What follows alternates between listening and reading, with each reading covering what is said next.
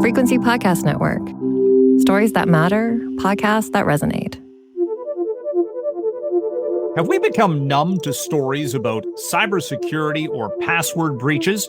Just last month, researchers confirmed what could be the biggest data leak ever. An estimated 16 billion login credentials, including passwords, were exposed, likely on the dark web, which was up from an initial estimate of about 200 million passwords, which was still a ridiculously high number. Companies affected included Google, Apple, Facebook, and other social media accounts, along with some government accounts. The breach prompted Google to tell billions of its users to change their passwords.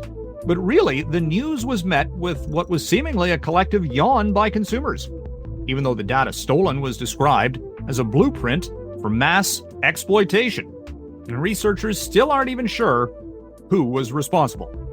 My name is Mike Eppel, and welcome to In This Economy.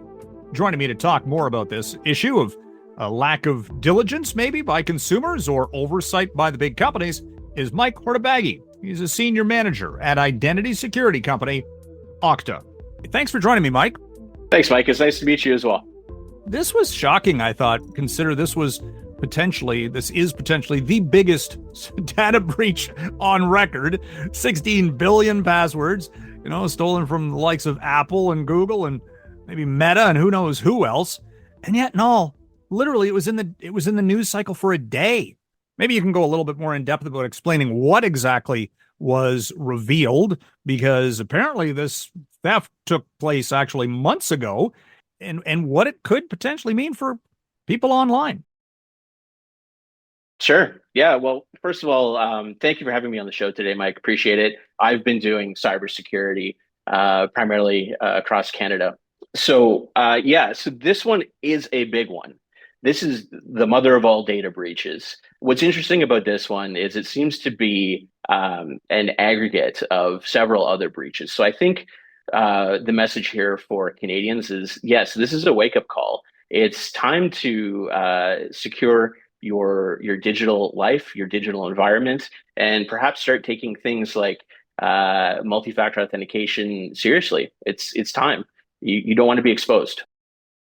Having said that, the fact that this was revealed and I don't know exactly who it was, just researchers have found, so it's kind of vague. But the fact that the likes of Apple and others didn't put out some message, I don't remember getting any type of an email saying change your password because we've had a data breach and your security and identity may be compromised. I've heard nothing. I've seen nothing from Meta or any of these other companies.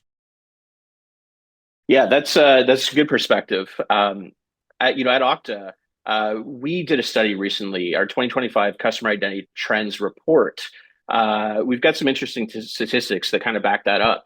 3/4 of all Canadians say that they would stop doing business with a company after a data breach. And moreover, identity fraud worries are high amongst Canadians, but yet our risky habits persist.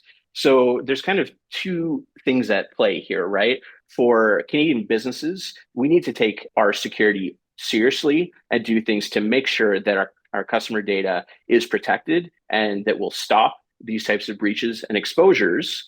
On the other side, as Canadian citizens, we need to take action to secure our digital lives. Okay, so just getting back to a little bit of I'm kind of hearing mixed messages. On one hand, you're saying that a lot of Canadians are saying, "Oh, well, if my data has been compromised, I'm not going to do business or work with these companies or use their services." But look, at the end of the day, really, are people going to stop using Apple products?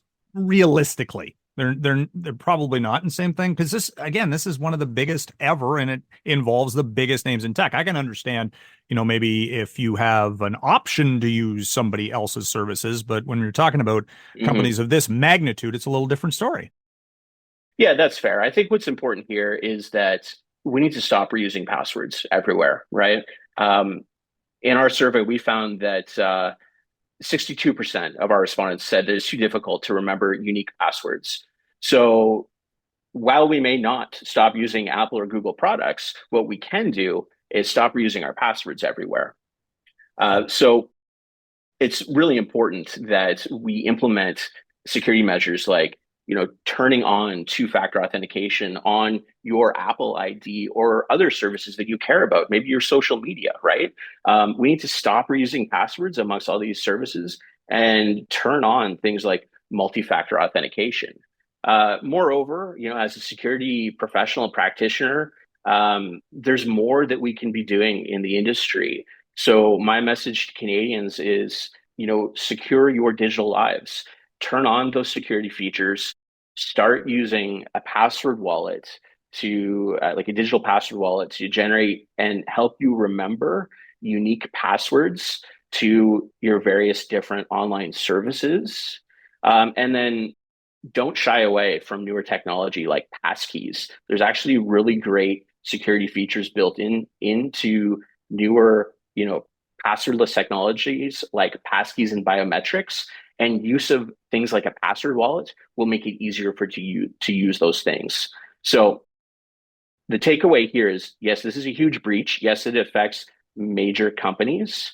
But for citizens, we need to start embracing these newer security technologies and take some effort to make sure that our identities will not be compromised. Is it a case, though, of people saying, closing the barn door after the horse is already out the building? They're only really going to wake up when their identity has been compromised and they actually find out. Like, it's one thing to have passwords out in the ether. It depends who uses them, if they're used, and whether or not it actually comes back. Yes, it makes sense that you should have multi-factor identification. Most people won't do that. They won't. It's human nature until something actually goes wrong. We all know people, or perhaps have been victims ourselves of things like a stolen social media account, or maybe you have got a notification from one of these services that your password has been exposed. But we don't want to find ourselves in those situations, right? You don't want to wake up tomorrow and find that you can't access your Instagram account, or perhaps even more scary, that was taken over by online fraudsters and now it's being used to their benefit instead of yours, right? So I think the time is now. This breach, I think, is the wake up call that these credentials are out there. Your passwords may be exposed. Mm-hmm. So if you haven't done anything, now is the time to act. Now is the time to go and change those passwords, make the passwords unique on the digital services that are most important to you, and to take the time and invest in turning on that multi-factor authentication. Perhaps use a password wallet. And if you're a business owner, maybe call a security company like Okta to help you secure your most important digital systems. How often should how often should you be changing your password? That's a great question. I think that security advice has changed over the years. I think most modern security practitioners would shy away from giving you a specific amount of days. That's kind of like an old way of thinking. What is important in today's day and age is that you have something like defense in depth. So that's using multiple different security strategies to secure your digital environment. So that's what I've been talking about today, right? Turn on multi-factor authentication. That's one strategy. Use multiple unique passwords for the digital services that you care about. That's a second strategy. Maybe embrace the use of modern technology like passkeys or biometrics. That's a third strategy. So each of these strategies, it's a small thing, and you're taking iterative steps to making it harder and harder for the bad guys to get what they want. And that strategy is exactly what we do in information security and cybersecurity in the corporate world, right? So we can use those same strategies and apply those to our personal lives. Another thing that you could do is make sure that your devices are up to date, right? Make sure that you've installed all the most recent updates for your operating systems, or your iOS devices, as an example. Yeah. Well, some of these, the larger size companies do already have multi-factor identification in place, to their credit, and yet and all at the same time, You mentioned, people sending out or getting messages, for example, on Facebook. Someone wants to be your friend, and it's from an account that you or a person you're already friends with, so you know that their data has been breached somehow, and yet no, they're not getting any notification from Facebook specifically about the fact that their personalities or their user information is out there. So it does, at the end of the day, come back to the companies themselves. No. I think the onus at this point truly is on the individuals to secure their digital lives, right? Like from my perspective, I hear what you're saying, that you feel that there should be responsible notification disclosure by these companies. But at the scale that we're operating, uh, with cyber threats today, AI, things like that, it's really an arms race. And I truly believe that this breach is the wake up call for each individual to take action and secure their digital lives. If you haven't been thinking about the security of your accounts, it really is upon you to take action. Yeah. Well, it's kind of interesting in your survey results that, from a trust standpoint, we have a lot of trust in, the banks, for example, for securing our information, because that's kind of important. You don't want people to be able to access your bank accounts uh, without authorization. And yet, no, for small retailers online, they've got the biggest, trust factor issue, I suppose. So is it just about size and scope that, or, can these smaller retailers, when they're, hey, look, they're doing as much business online as they possibly can, how do they indicate or build that trust, I suppose, among consumers? Yeah, you're 100% right. We found in our customer identity trends report that trust and reputation is critical. 79% of all Canadians name that as their top priority when deciding whether or not to create an account with that company. And you're absolutely right about Canadians perceiving larger institutions as having higher trust. On the flip side, though, SMB, small, mid-sized business, make up approximately 98% of Canadian businesses. Yet only 27% of Canadians trust them to secure our data. So again, I think that's some unique perspective in the Canadian market, right? We want to support local. We want to do business with local Canadian businesses. It's really important for those businesses to make sure that they are doing the right things to secure customer data, because that trust and security is paramount to their Canadian customers. Yeah.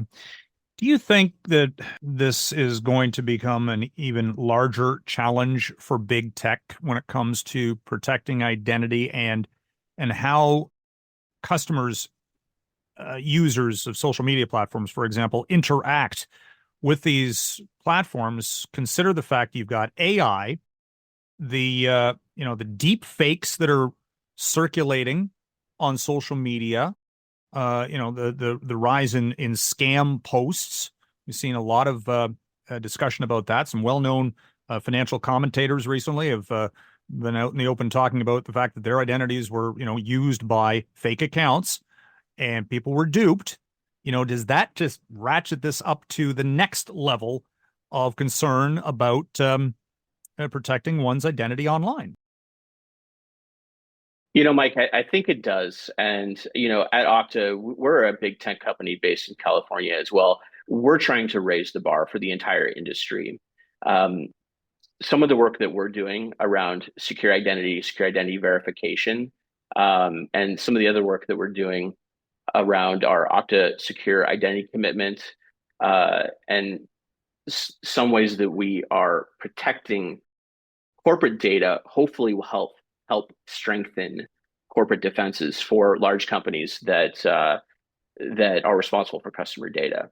So, I am really inspired by the work that Okta is doing to kind of be the tide that lifts all boats in the industry. And hopefully, for some of the work that we're doing with the industry standard protocols, will provide a positive impact to those around us. Yeah, biggest challenge is just trying to stay ahead of the bad actors, isn't it? They always seem seemingly like they're a step forward. 100%. Yeah, security is an arms race. It's always the good guys against the bad guys. And AI has certainly has done a lot to change that as well. So best advice, Michael, just keep changing your passwords. A lot of them are now calling for you need characters, X numbers, upper and lower case. You can't just do, the simple, I can remember it, so it's easy, but those are the ones that are easily scammed. Yeah, my pragmatic security advice for most Canadians is, start with a layered approach to security. At minimum, turn on the multi-factor authentication features that are available in the apps that you most use or you most care about. Ideally, use strong factors for those authentication. Absolutely don't reuse passwords, right? Use strong, unique passwords wherever possible. Use a password manager to help you remember those unique passwords. By the way, is that just an app you download, password managers, these kind of functions? Yeah. Okay. Yeah, there's a bunch of password managers out there. You can do some quick Googling to find some of the best ones. And you need a password to get into it? You do. You need a password, and ideally a strong multi-factor authentication to get into it. But yeah, so that's my advice for Canadians. But for Canadian businesses as well, this should be a wake-up call. We need to secure our data. It's important that trust not be eroded for our customers. So at Okta, we're here to help. We've got a number of different ways that we can help secure customer data, customer identity, and do things like identity verification. So, we're available should the need arise. Awesome. Thank you very much for talking about this with me today, Mike. Thank you, Mike. It's a pleasure. Pleasure to be here. And that was Mike Hortobagyi, Senior Manager, Identity Security Company, Okta. Thank you for listening to In This Economy. If you have any comments or want to provide some feedback to this or any other episode of In This Economy, you can contact me at my email, which is mike.eppel, that's EPPEL, at rci.rogers.com. On social media, I go by @Eppman, EPPMAN. You can find other Frequency Podcast Network content like The Big Story on the Seeker app or your favorite podcast players. Please rate, review, and share. Again, thanks for listening.